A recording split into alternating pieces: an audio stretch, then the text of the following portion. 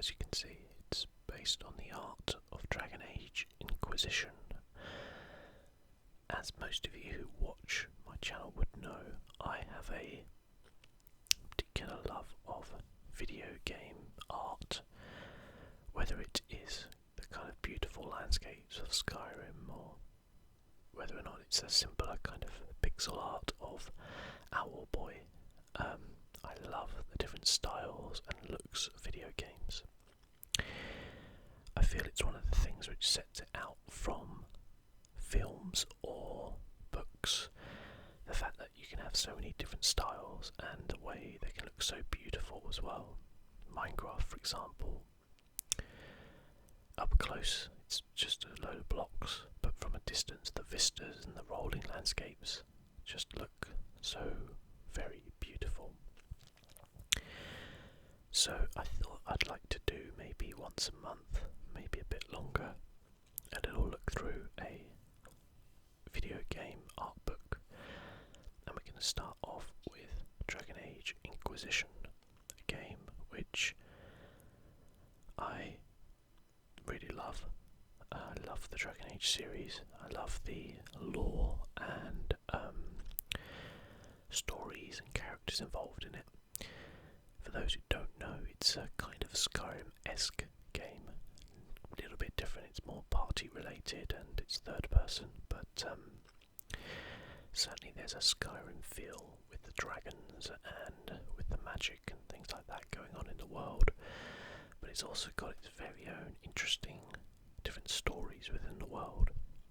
Dragon Age is a game made by BioWare, who also made Mass Effect. So if you kind of combine Mass Effect and Skyrim, you've kind of got Dragon Age in there. So let's have a look through. First off, you can see on the front cover here, appears to be a dragon and then a warrior with a green flaming hand and a giant sword in the other. The story of Dragon Age Inquisition is that you are caught up in this huge event and you have the power to see all these rifts, the glowing green hand being the power. And it all gets a lot more complicated and interesting from there, but that's kind of the basis. It's a great game. I recommend it even if you haven't played the other games in the series, which are Dragon Age Origins and Dragon Age 2, both of which are really good games as well. But let's have a look through at this art, this book of art. Okay, I'm going to try and go through very delicately and deliberately. May also get in some tapping as well. I kind of like the feel of the book. And first of all, you can see the Inquisition logo here, which I'm sure will be a feature throughout. And we've got the box art cover over here on the left, and the obviously the name of the book on the right. You may just be able to see the hero protagonist here closing the rift of demons and foul beasts using his hand, which, as I said, is a kind of theme within the game. And it's got a few chapters. We won't obviously go through everything. This would be a really, really long video, but we'll go through a little bit and have a look. Now, the game kind of combines two different styles, which I'll go through, and one is the kind of beautiful vistas, and the other is this kind of more, I don't know really what to call it, but it's this more kind of caricatured, cartoonish style, and also a kind of a tarot style as well, as we'll see. Chapter 1, The Inquisition. The Chant of Light states, "Blessed are the righteous, the lights in the shadow. When the Inquisition is struck in the height of the Dragon Age, Thedas is all shadow. The Templars and mages are at war. The Empress of Orlais is at loggerheads with a usurper to the throne. Amid the unrest, a hole is blown in the sky, tearing apart the veil that separates the waking world from mysterious realms of spirits known as the Fade. The Inquisition was tasked with bringing the world back from the brink of destruction. You can see this very, very beautiful first picture here with what I imagine is the Inquisitor here, who you play. As he slams his dagger down into the war map there, spilling his tankard as well. And then we have some character designs on this page here as well. Obviously, as a role-playing game, there are different roles you can play. That kind of makes sense, doesn't it? But as in different classes, different armours, all those sorts of things. And here, I guess, are some sort of concept arts for the role. All very, very beautiful, definitely. I particularly like this one here. That looks really very mean. And then we can see we've got the hand over here, which you kind of see a bit more there, which is what allows the Inquisitor, the Herald of Andraste, to close the rifts and stop the demons of the Fade from invading Thedas. I guess here we have some more kind of concept art for the different helmets and things like that within the game. As I said, there's lots of kind of customization options. You choose a race at the beginning, so you don't have to be human. There's elvish, there's dwarves, and there are, wow, I've actually forgotten what the other ones are called now. Wow, that's actually gone from my mind. I'm sure we'll find them out though later as we go through. And here a bit more. It says the core, we wanted to be able to interchange any element of the Inquisitor's clothing and armour, regardless of class. This meant designing a series of core outfits with specific armour elements that could be added, swapped or removed to get the biggest visual impact. We could then design sets based on a specific class, race or faction, knowing that they would fit with anything else. So you can see the different kind of armour types here that we have.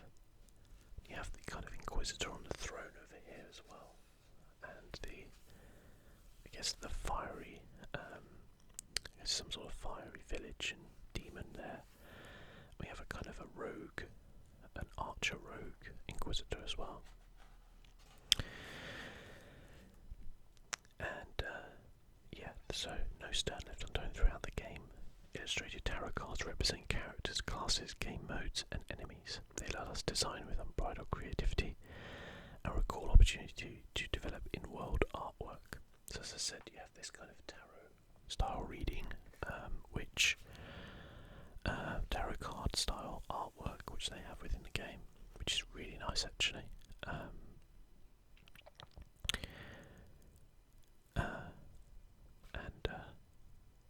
We'll see more of that later, but they kind of use it as like character pictures and things like that, and it's kind of really cool because it's like art from the world itself but used within the game as artwork. It's kind of weird that I just said that, but if you kind of play the game you'll kind of know what I mean.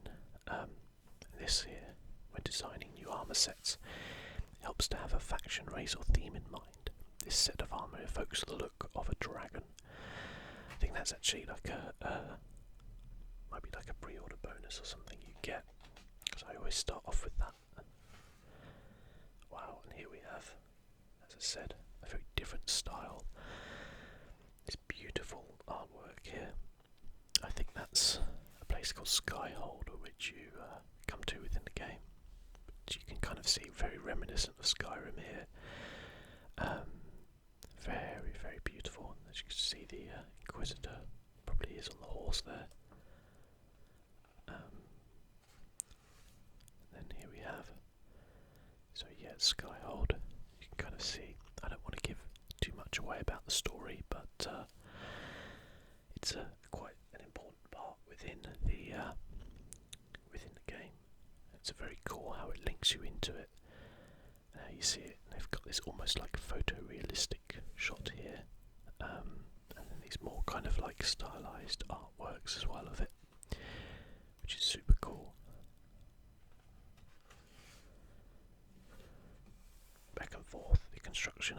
environments is a long and involved process.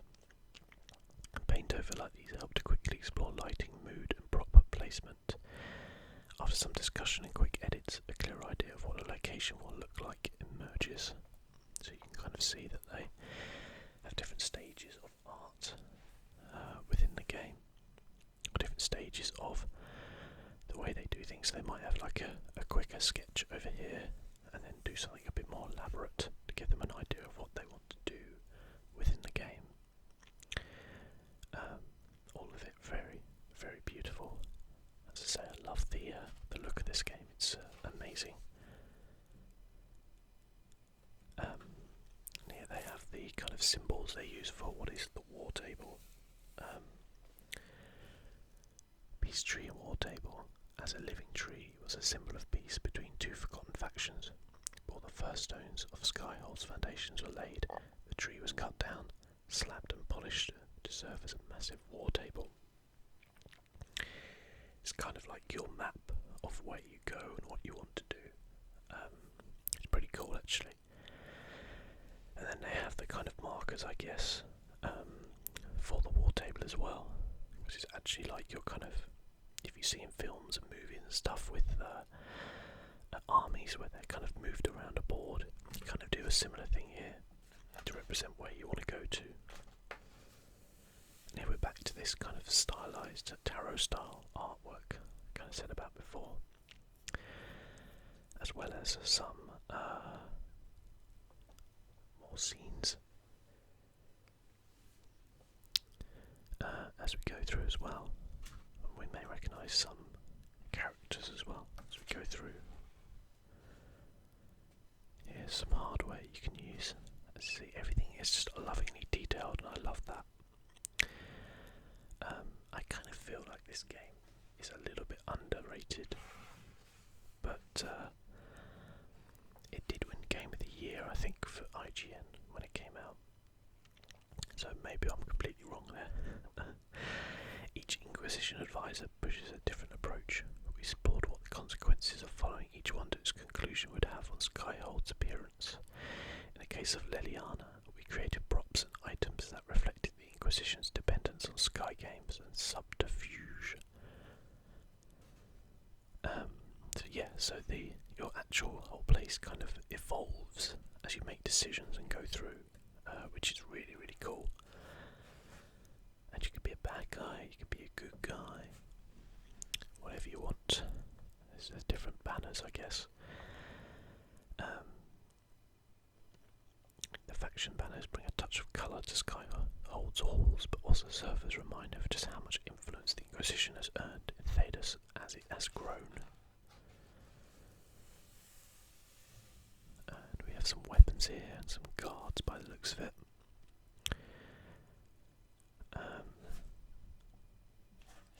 That's a pretty mean looking weapon there. Not sure I've seen one of those in the game. We have thrones as well. You get different thrones for your kind of your hall, which will do different things. Some of them will, I think you unlock them as you kind of go through, depending on different things you've done, and they'll give you bonuses and whatnot. And yeah, you can also customise your hall as well. Different pane glasses, different ornaments, things like that. It's really cool. Here we have some of the characters from the game. Josephine, Cullen over here, Leliana, who's actually been, I believe, I can't remember if she's been, I think she's been in all three. She's definitely in the first one. I think she plays a part in the second one as well, but I can't remember now for certain. And she plays a part in this one, but she's not a character.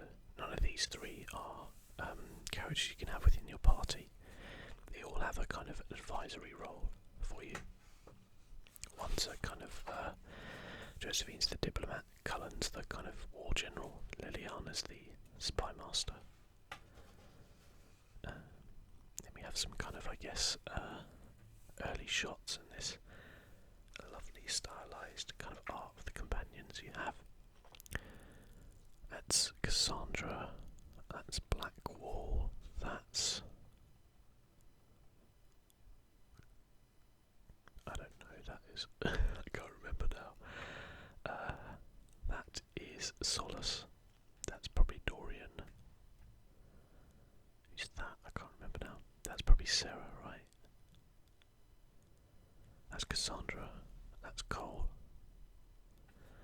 been a little while since I played the game. You have to forgive me. When we first built the massive hole in the sky known as the breach, it wasn't big enough. That's not to say it wasn't big, it just needed to be at least double the size, something that would overwhelm the sky. It had to be terrifying. The result is a pulsing, almost breathing wound that can be seen from every ridge in the Frostbat Mountains and well beyond. It glows a sickly alien green, a visual sign of its connection to the otherworldly fade. What was at first painted onto the sky became its own physical entity in the level of the breaches.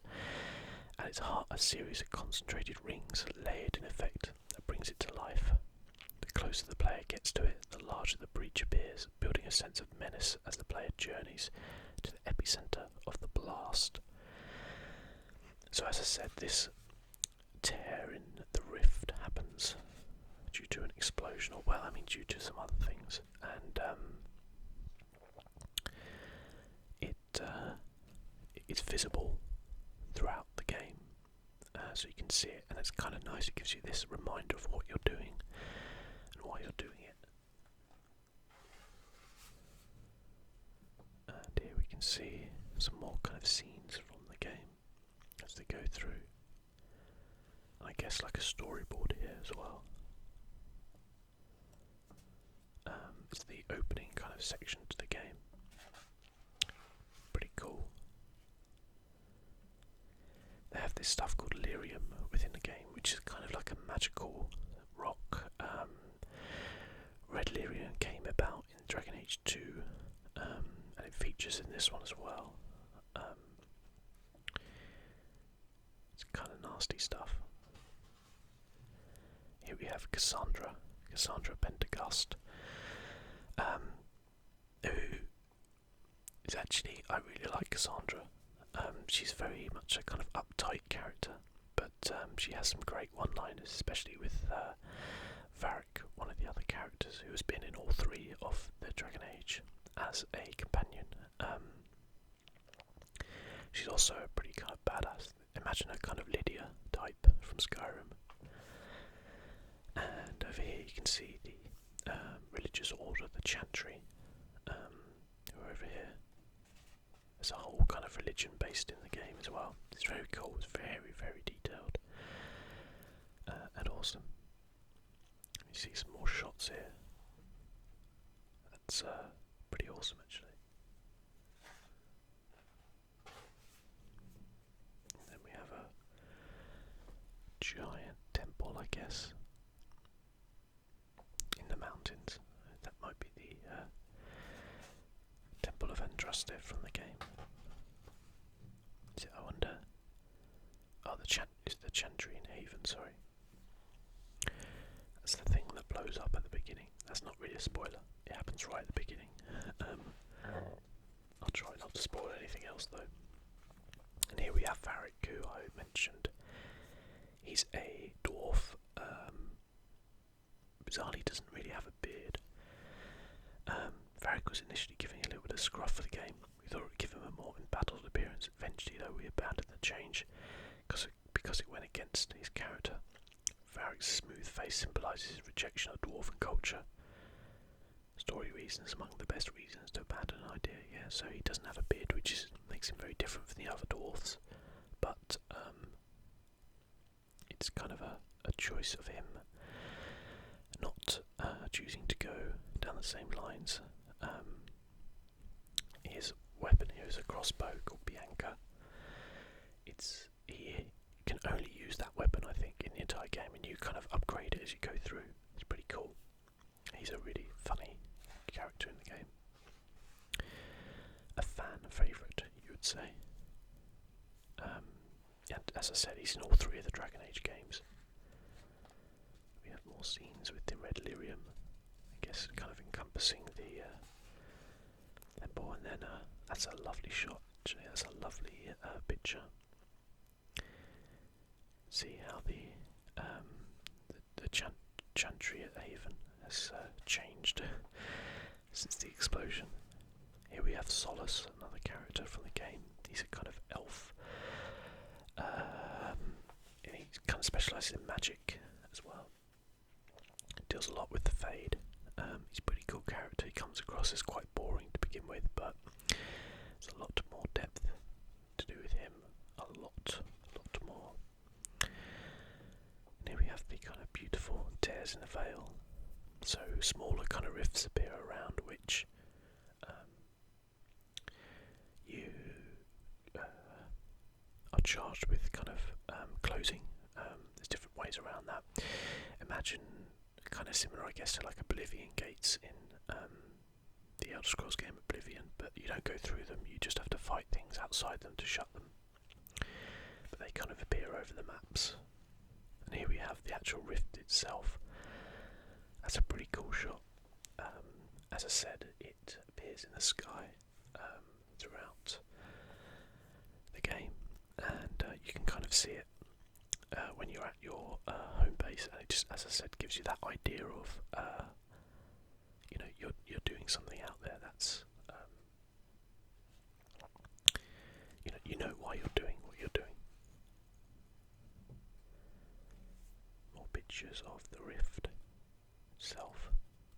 I guess it's kind of dragging the debris around. The game split into two sections, Ferelden and Orlais. Orlais is the kind of, imagine a more kind of French way, imagine Toussaint from The Witcher 3. Ferelden is very much the kind of gritty Game of Thrones style area, or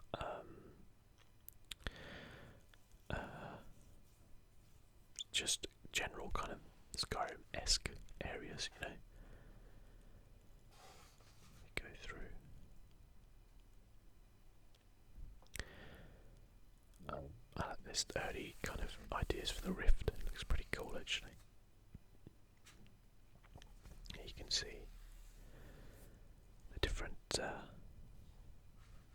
ideas I guess they had for it. In hushed whispers, the sweat on a warrior's brow, scars and freckles, a face flushed from battle. It is this level of detail that truly brings the characters of Inquisition to life. With character art, we set out to create living, breathing people with their own visual personalities. The way they looked needed to reflect the characters as they were written. Consider Dorian and Cole, two potential followers who come from very different places. One is a prim mage or some standing at Tevinter, who is very much used to the finer things life affords. The other is a confused mess of a young man, awkwardly trying to find his place in the world. Dorian drapes himself in luxurious cloth. His facial hair, much like the rest of him, is deliberate and painstakingly groomed. Cole, in contrast, is dressed in dark rags. He's pale, with mussed hair and bags under eyes so big they're childlike, implying an innocence central to his character. Still, if either gets in a dust-up or runs through mud while bound for Redcliffe or thrown forward out, they're going to get a little dirty. Details like this make Thedas feel more than just a fancy world. They make it feel real. And yeah, it does feel real. Here we have Dorian, who again is a very, very funny character from the game. Very cool. I often used to have him in my party because he's just the comic relief, I guess. Very sarcastic, very English, I would say. He's a mage as well.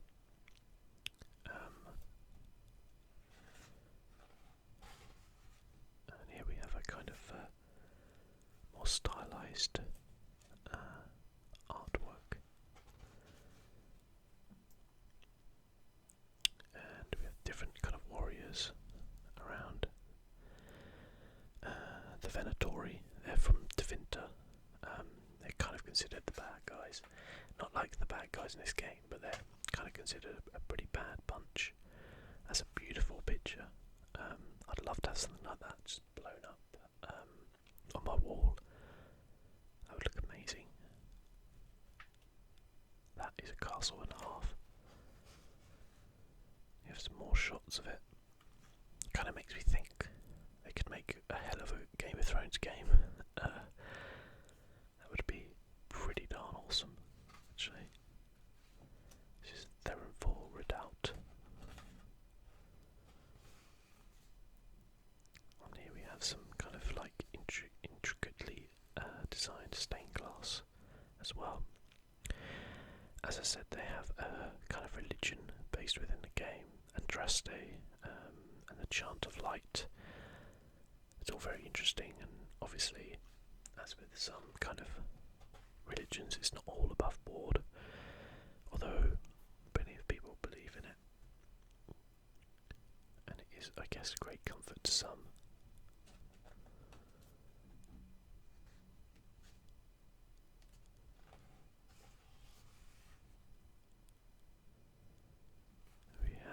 I can't actually remember this section of the game. I really do want to have to go back and play it. I have been playing it through on PC a little bit, but not that much. Red Lyrium's redder, angrier cousin appears in many forms throughout Thedas after the breach is torn open. We created a consistent visual language that could be applied to its many manifestations.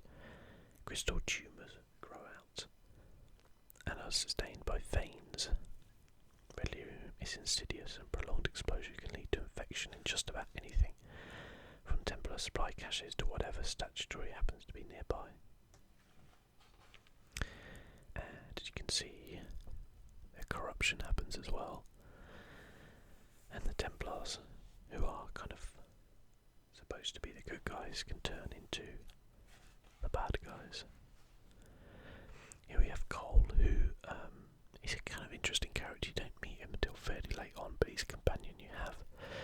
I won't spoil his backstory, I need to say it's quite interesting, and he's a strange lad. That is for sure. And we have Orle, as I said, this reminds me a lot of Toussaint, kind of French, Renaissance, Italia style within the game. Very, very beautiful. Lots of kind of grand statues, balls and things like that. As you can see, as we kind of go through, that's certainly very grand, isn't it?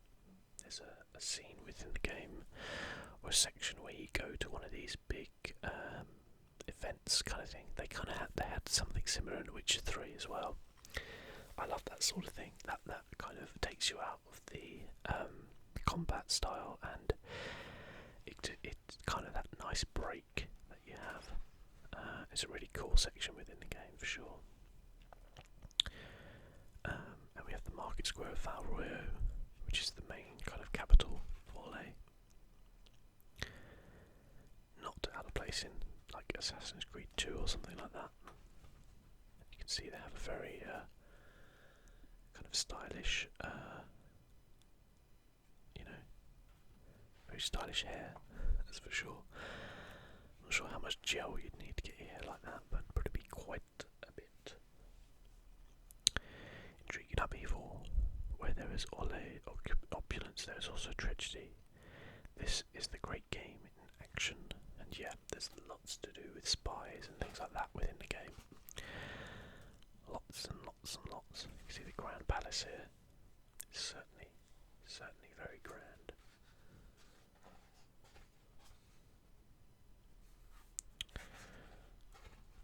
We're about halfway through, but I will speed up a little bit just to give you guys a good look. It's very beautiful. I do love these kind of art books.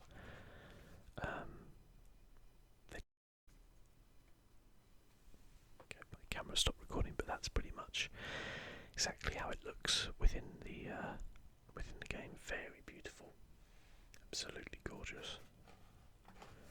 And here we have Vivienne. That's someone who I forgot the name of earlier. She's a kind of court mage. I didn't really like her character that much. She's a bit pretentious.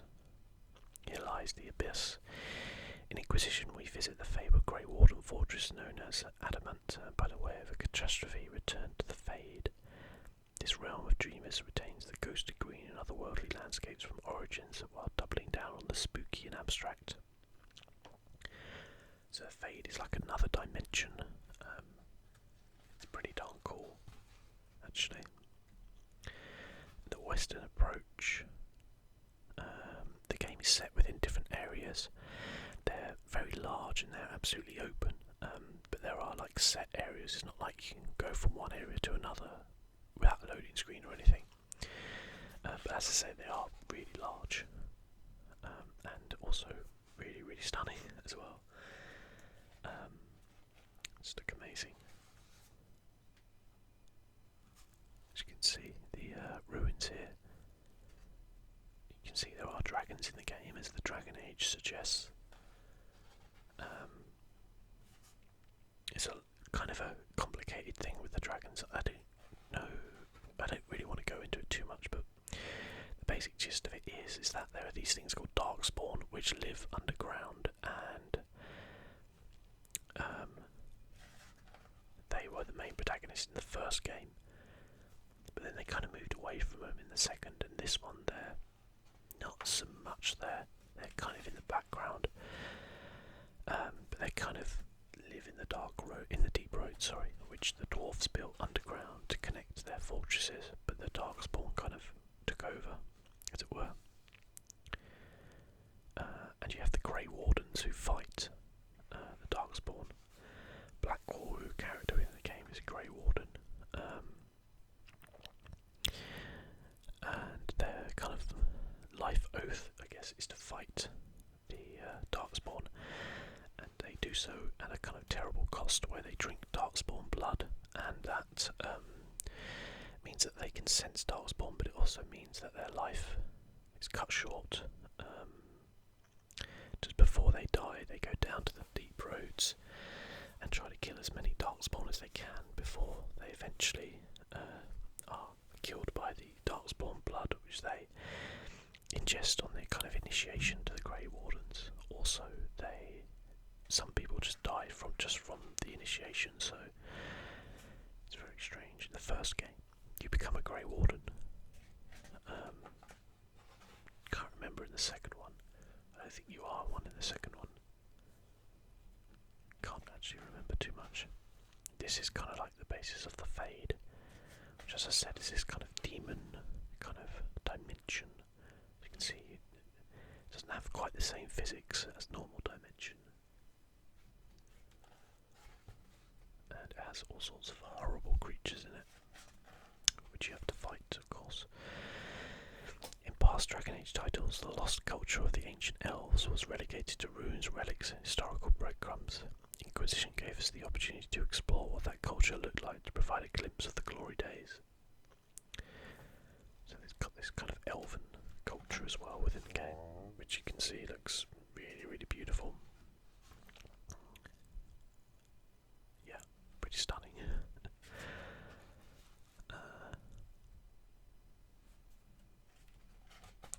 There's two types of kind of elves within Dragon Age. There's the Dalish, which are the kind of, I guess the ones which kind of live off the land, kind of keep themselves to themselves, and then there's the city elves, which kind of try to integrate with humans, but they're seen as a lower class, and there's often problems with that.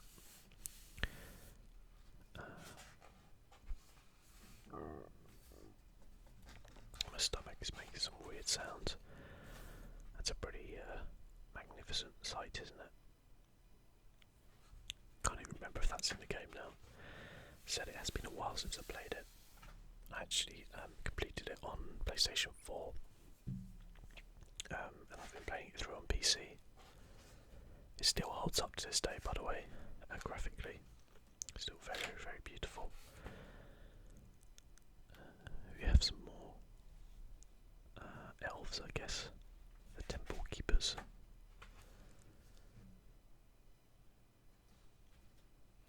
Some more character design. This guy's been corrupted by red lyrium, as you can see. The Witch of the Wild, Morrigan, who is a very famous character for Dragon Age. Morrigan is a familiar face among the many new characters introduced in Dragon Age Inquisition. The wise and enigmatic mage was imagined in several outfits designed for different climates, but ultimately her traditional appearance was favoured. Morrigan's son is dressed all in finery, evocative of Morrigan's trademark appearance. Morrigan's a character from the first Dragon Age game, very interesting character as well. One of those ones where you're like, you've no idea if she's good or bad, even by the end. And choices you make in the first two games do carry over into the third one. Yeah, different things and different outcomes can happen.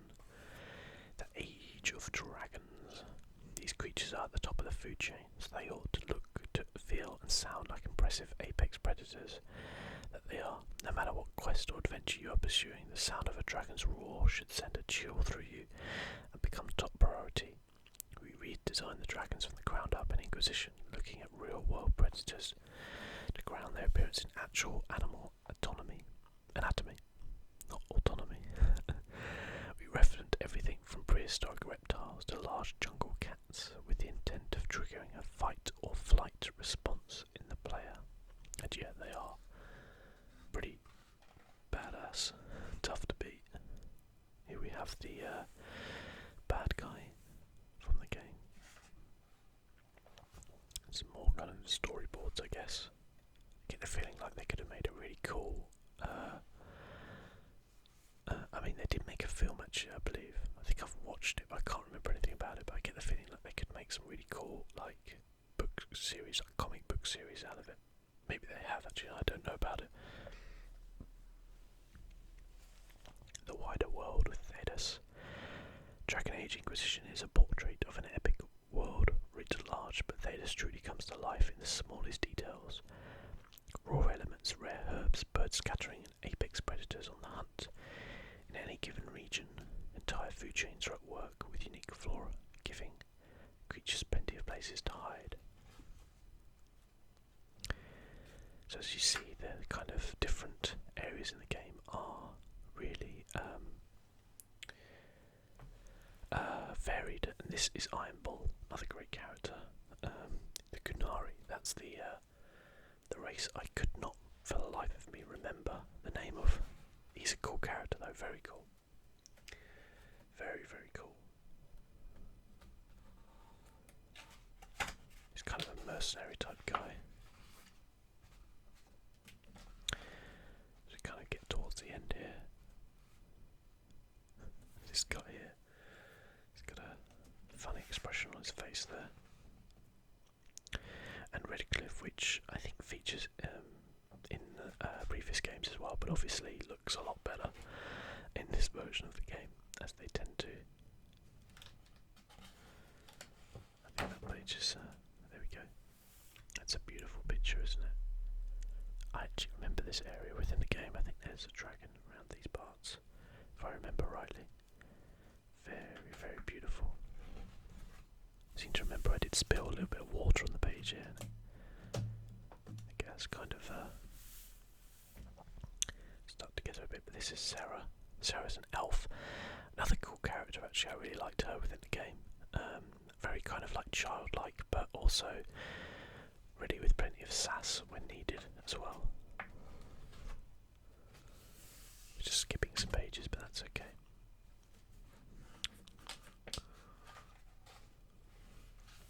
Okay, more beautiful scenes. Ferelden never looked so good. Really didn't actually. I mean, the original Dragon Age had good graphics, not like, oh well, this is mind blowing, but good. The second one was really good, and this one I think blew them both out of the water as well. These are some of the horrors, some of the demons from the Fade. They come through. We're kind of skipping large parts now, but that's okay. We've kind of come to the end anyway.